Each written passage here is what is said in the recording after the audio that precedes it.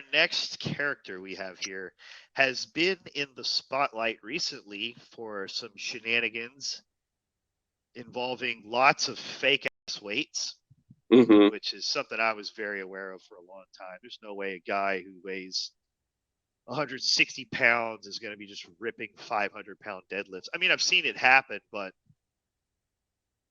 not this guy.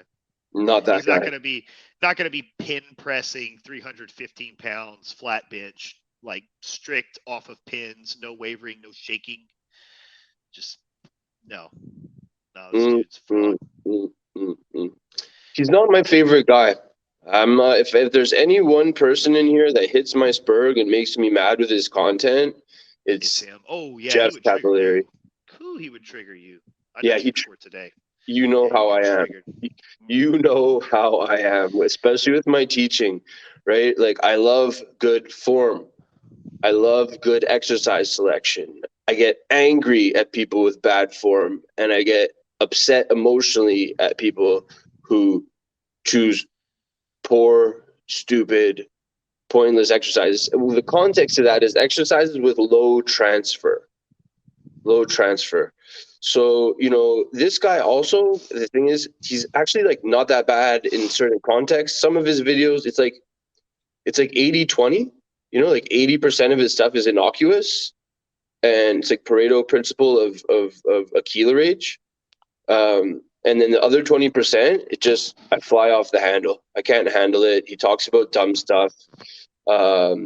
Structuralism. I'm not doing this. I'm not getting into what the difference between structuralism and the biopsychosocial orthopedic model, because this is the root of my That's enough. Yeah, this is the root of my emotional brain problem.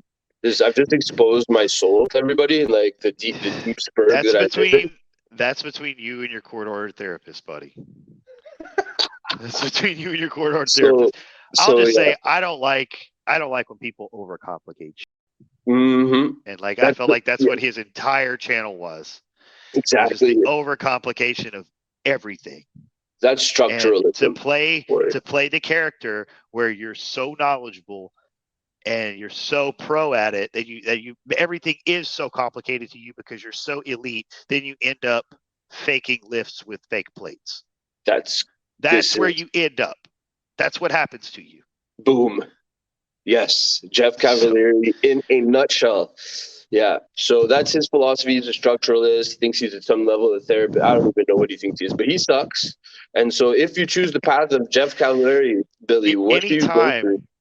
Anytime you set foot in a gym, Jeff Cavaliere will be there to give you expert coaching. With his help, you will train like an athlete and become so athletic that you will be competing for world records in any and all sports within a year.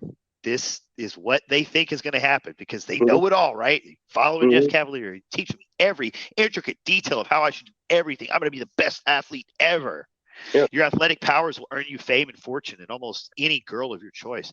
Your abilities and physique do not decline with age until you're well into your 70s.